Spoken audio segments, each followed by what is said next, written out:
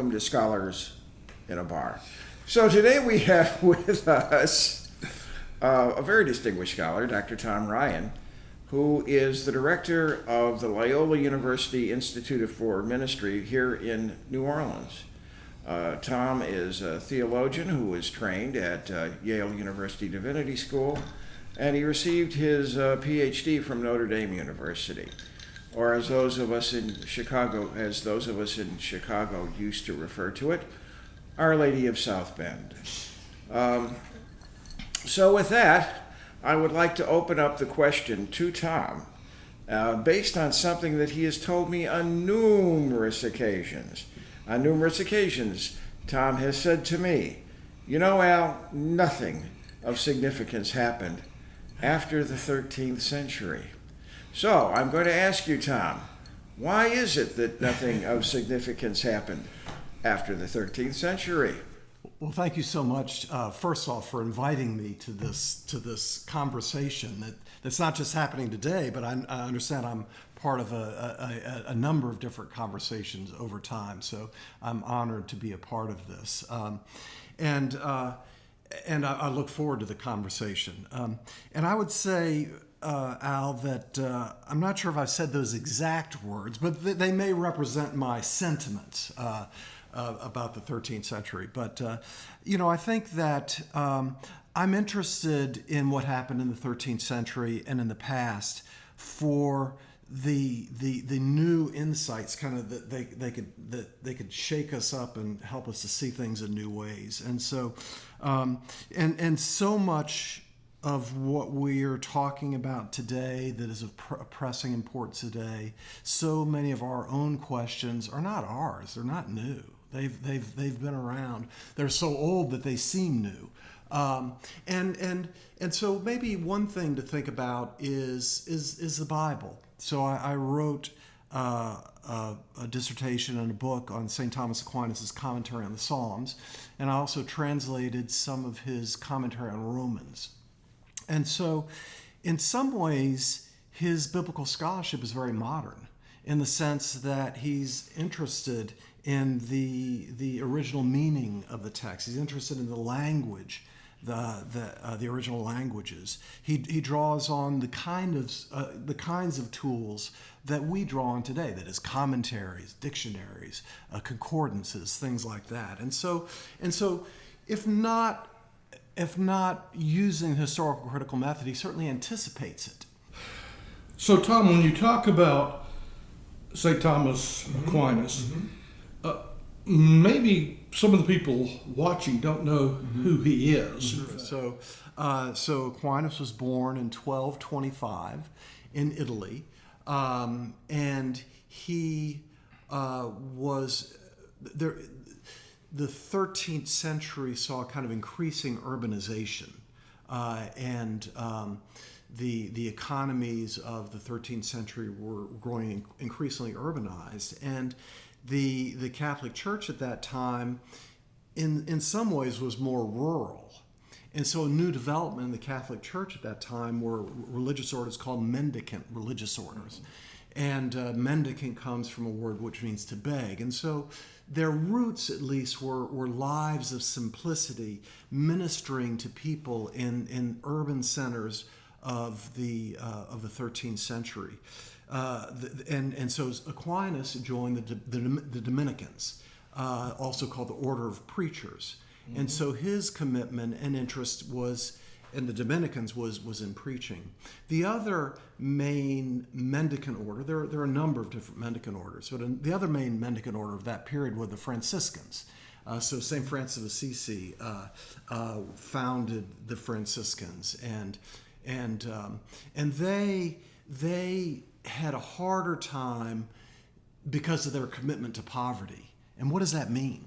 The Dominicans resolved that more easily than did the Franciscans. So Aquinas was a mendicant. He was a Dominican, and so represented a new development responding to, like I say, the urbanization of the 13th century. So how did his ideas change Catholic thought? Right. he's important, in some ways he's important today for reasons why he wasn't important at his own time. So, for example, in my own studies of Aquinas, I looked at his biblical commentaries, and he preached every day. That's something he did every day. But many of his biblical commentaries have not been translated into English, and so the commentary I looked at, the commentary on the Psalms, was in Latin, hadn't been translated into English. However, his commentaries on Aristotle have been translated for the most part. And so his importance for us today has been as a commentator on Aristotle, whereas I was interested in focusing on his spirituality, on what he had to say about the Bible, and how that might inform people today and their spiritualities today.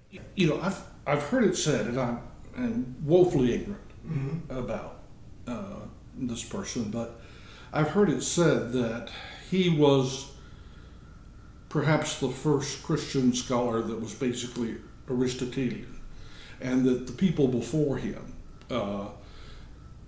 were basically Platonic in their view. Augustine, Origen, maybe.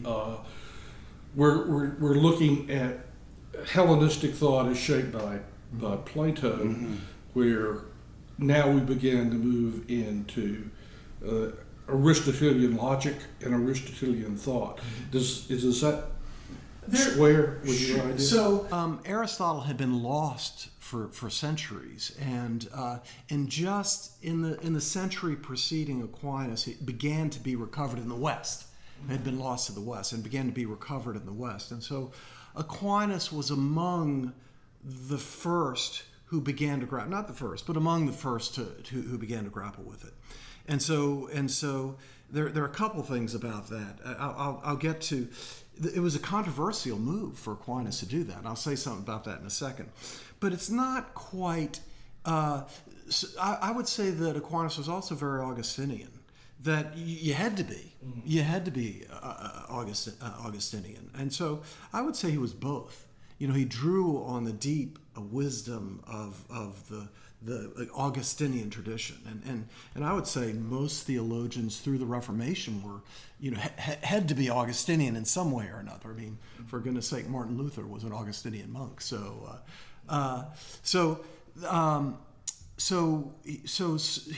Aquinas was among those who began to recover Aristotle.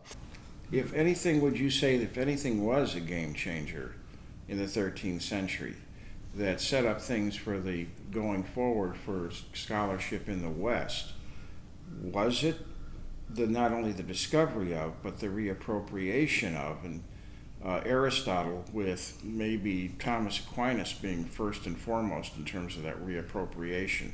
Would that be a comment that you would say yes to? I would think that would be accurate. That I think that a growing reliance on and engagement with the past, so that there were other sources that Aquinas was using, and one of them was Aristotle. So I would say that's very important, but not the only thing that Aquinas was doing. And again, I think one of the important things that he did was a part of increasingly scholarly engagement with Scripture. Now, we might not recognize it as such today, but again, they were beginning to use the kind of tools and the kind of approaches that we might see today as maybe the forerunners of academic scriptural study today. But let me say one real quick thing about Aquinas and Aristotle. So he died, born in 1225. He died in 1274. And the use of Aristotle, as you were suggesting, the use of Aristotle was new and controversial. Even today in Catholic circles, to use certain philosophers, to use certain social scientists is to say, well, are they really Catholic or anti-Catholic? And that, in a way, was what was going on at that time with the use of Aristotle. So today, I mean, in a sense, Aquinas and the Catholic tradition have baptized Aristotle.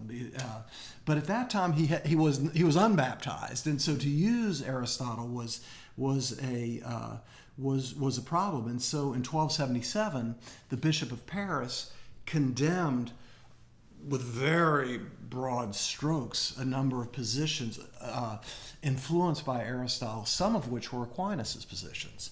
And so, so it's interesting that Aquinas wasn't condemned by name, but some of his positions were, and it's because of his use and engagement with Aristotle. So, and then he was canonized in 1323. So it didn't last long, but I think it's interesting to see that tension between the Christian tradition. You know, what hath Jerusalem to do with Athens? You know, that's always been a tension. What sources should Christians draw on in helping them to understand the biblical tradition, their faith tradition, things like that? So you know, so again, kind of looking back, I think people today would say, oh, of course Aristotle is an important resource, but that wasn't always the case. Now, at the time that the Bishop of Paris basically banned this way of thinking, wasn't it also the time when the premier university, medieval university, was Paris? And my understanding is it grew out of the cathedral. University of Paris grew out of the cathedral school, so that leads to the question: is how much authority did the bishop at that time have over the University of Paris? Well, the University of Paris didn't have a monolithic viewpoint. There were, you know, factions within the university, and I think that Aquinas was in one faction. Aquinas and others like him were in one faction, but other factions opposed the direction that Aquinas and others were taking. And so this was, so it wasn't just the bishop out of the blue doing this. I think that he certainly represented one position and one perspective on this that would change. And again, you know, Aquinas was canonized in 1323, so not within a half a century after this happened. So I think that's interesting. What are some of the really, if you were to say Aquinas' significance for today, what would be some of the big things that would come to your mind as how Aquinas' influence continues to this very day? What I wonder if we could reframe that question and say, what might we learn from Aquinas? What might Aquinas teach us? Because, my own approach to Aquinas was an odd approach in a sense. That is, looking at Aquinas as a biblical scholar, and I think we can learn from that. That perspective on Aquinas, I think, is illuminating, and so. I guess other things that I think we can learn from Aquinas is precisely his use of Aristotle.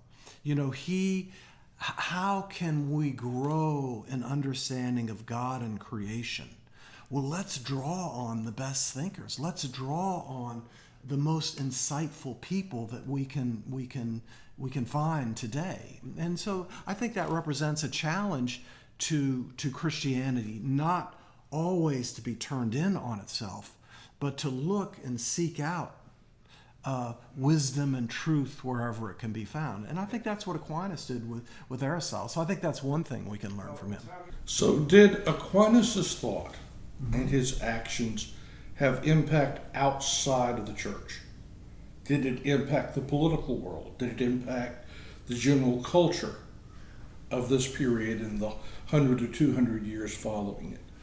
Well, certainly, and insofar as there was such a close tie between church and state in many ways, what happened in the church would have a spillover effect and impact on others. So certainly he would have cultural influence, and even in his own life, people consulted him about political issues, about social issues, and things like that. So. Yeah, so he certainly did, and his his great work, which I'd like to maybe come back to eventually, the Summa Theologia, that what I could address one thing that maybe we can learn from it, but it addresses so many different things and has so many different implications that through the ages people have drawn on it for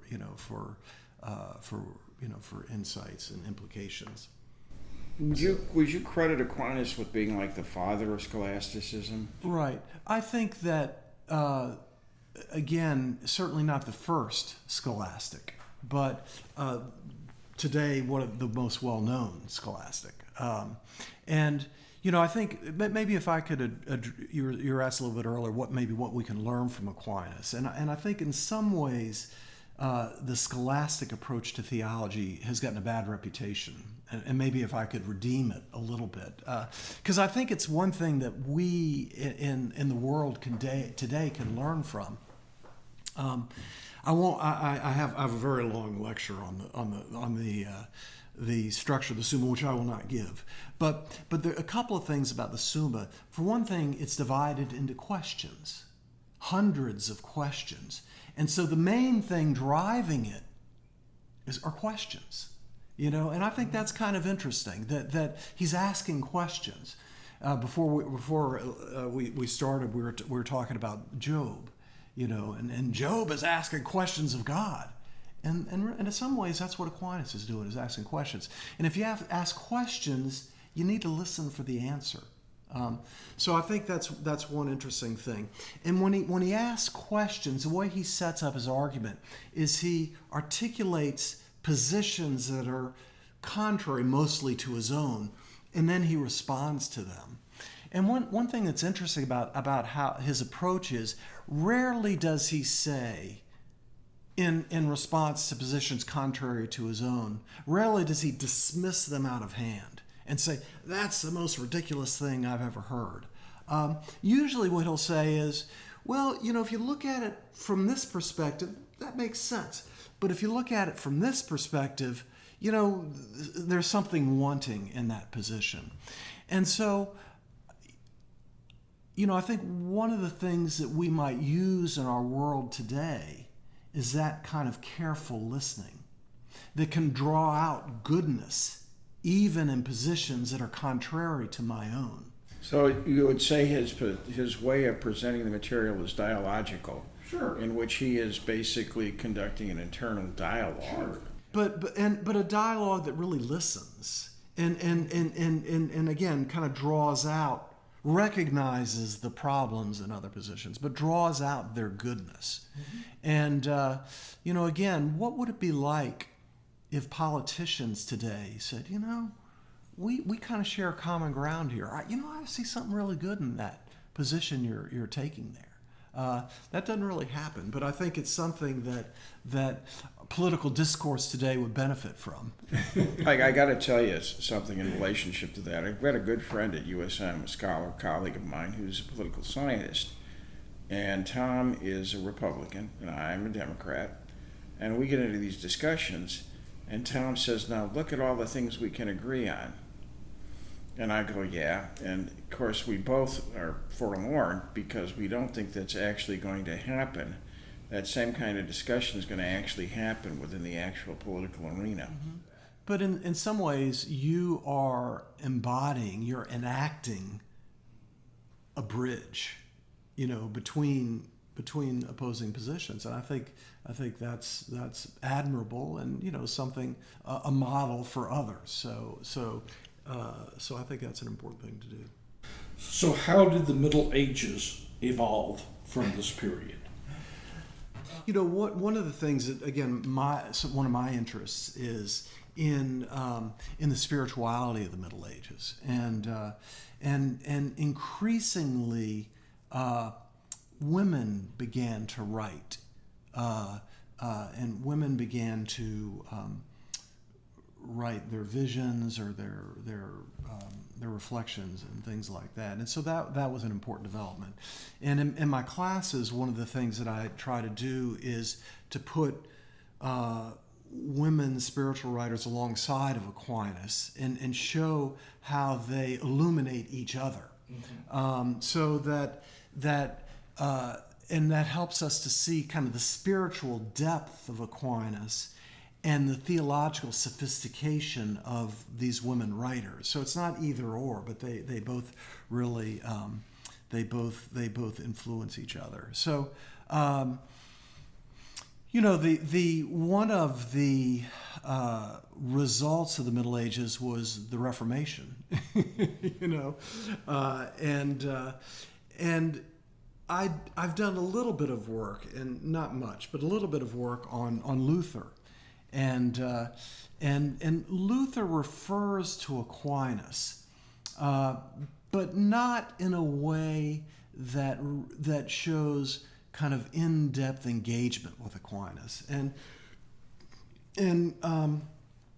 Luther's emphasis on grace is in some ways reflected in Aquinas. That Aquinas has been called the doctor of grace. And so I wonder if Luther had really read Aquinas and on his own, not as he was received in the 16th century, but had really gone back to the original sources and read, Aquinas' treatise on grace, had if the result might have been different, because Aquinas' work on grace developed over time, and at the end was, very, had a deep commitment to an understanding of an emphasis on grace. I don't think that was maybe the sticking point with Luther. I could be wrong, but as much as corrupt practices relative to salvation with what he considered to be corrupt works, such as the sale of indulgences, for instance.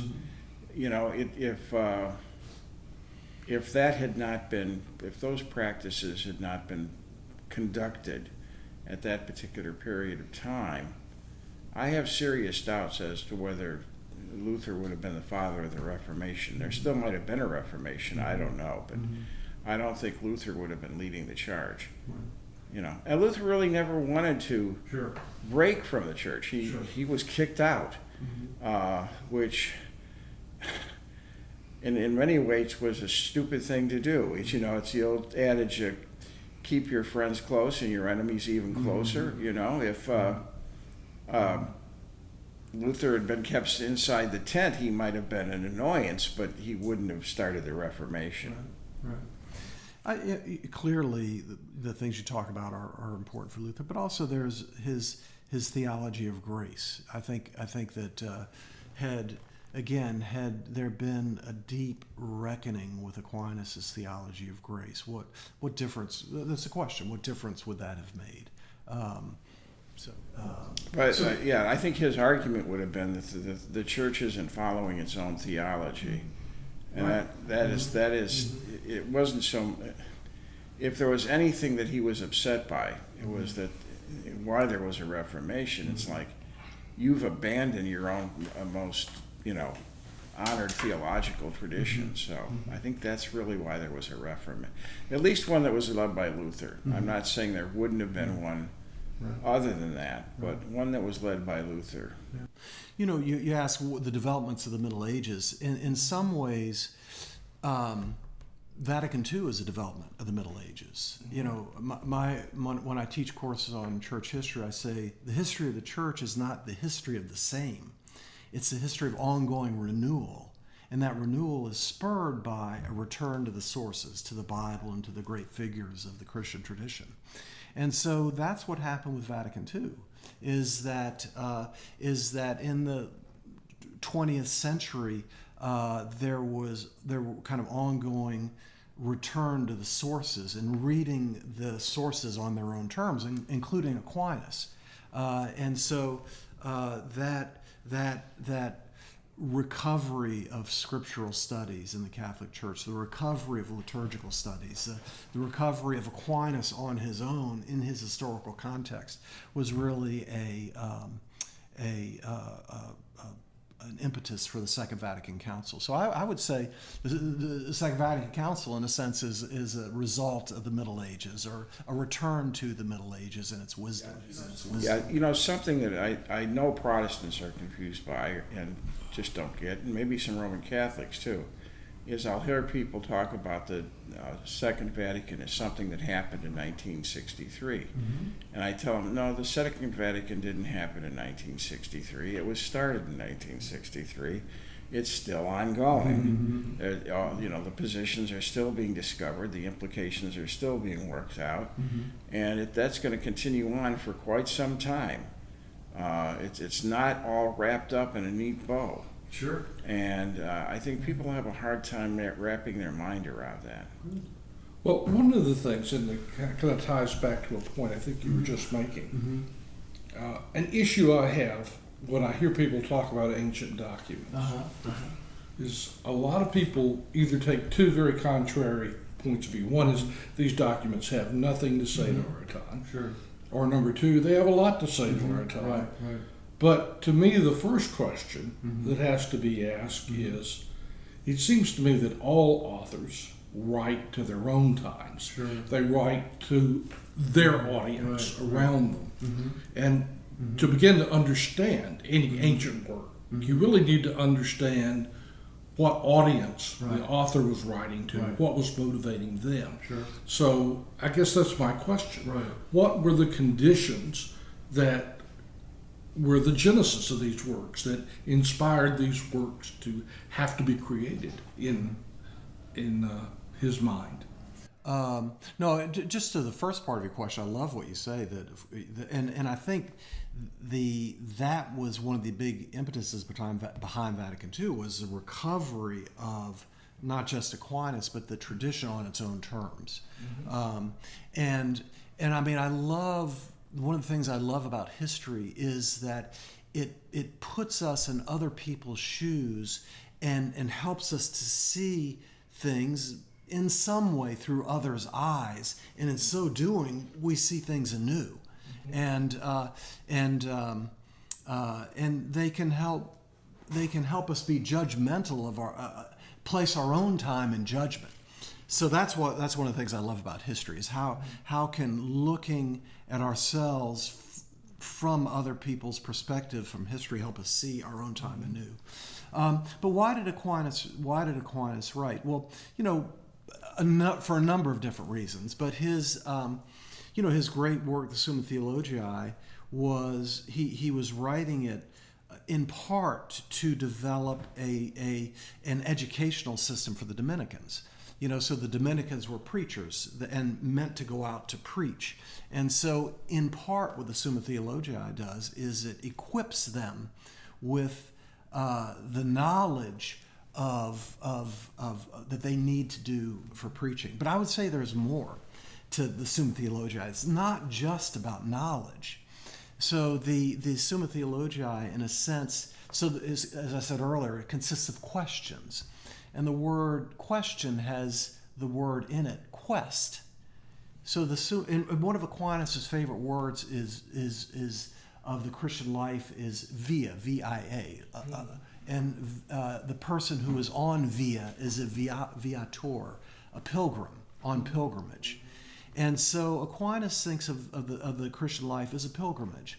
And so the Summa Theologiae brings people on the pilgrimage from God to creation through the human person back to Jesus. And so I would argue that one of the points of the Summa Theologiae was to form Dominicans not just intellectually, but morally and spiritually as Christ-like figures who, by their lives and their words, could convince people of the good news. And so I think that's why he wrote the Summa, is as a work to enhance the knowledge of the Dominicans, but also to form them as Christ-like figures. Tom, as you're talking, something that really strikes me, full force, in fact, that the Christian life is one of questing, which means it's one of questioning. It's one of penetrating and asking deep questions. And yet so many have been taught not to question, not to question their faith. You just accept it on blind faith.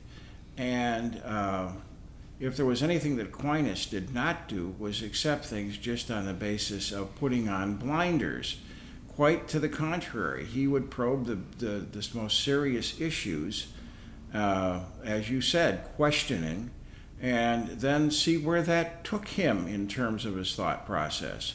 And, if you think of what, as you're talking about, Christianity being a pilgrimage, then your life as a Christian should be one that's filled with questions, not shutting them off, but letting them flow freely. Mm-hmm. So I'm not. Yes, but I'm not sure that Aquinas was. He was trying to make sense of this received tradition. So he wasn't open to whatever would happen. But here's the tradition. How do we make sense of it? But I do think it's fascinating that in some ways the Summa consists of questions, not answers, or what drives it are questions. We were talking a little bit earlier about Job, but I love the book of Job. The middle of the book of Job, what is it? It's Job asking questions. God, why did this happen? And almost cursing God. And the punchline for me of the book of Job is Job chapter 42, verse 7, where God says to Job's friends, you have not, to Job's friends who are trying to prevent Job from questioning, Job, clearly you messed up. That's why this has happened to you. You've sinned, and that's why you're being punished. And Job said, no, I'll have none of it. Why is this happening to me, God? And so in Job chapter 42, 7, after God has, in God's turn, harangued Job, God says to Job, Job's friend, you have not spoken well of me as has my servant Job. And so what did Job's friends do? They were trying to tell him to shut up. And God says to them, no, you're wrong. Job has spoken well of me. Now, what did Job learn? Well, that he's messing with things far above his pay grade. But he learned that because of questioning. And so I think that's an important insight, the importance of questioning, because in questioning we open ourselves up to new perspectives and new insights, unexpected perspectives. So I think that's a good thing. I was saying earlier I taught a course that looked at wisdom literature as cultivating wonder. What would it be like instead of jumping to conclusions about other people, if we said, I wonder why she said that. I wonder why he did that. And that would open us up to maybe looking at things from others' perspectives.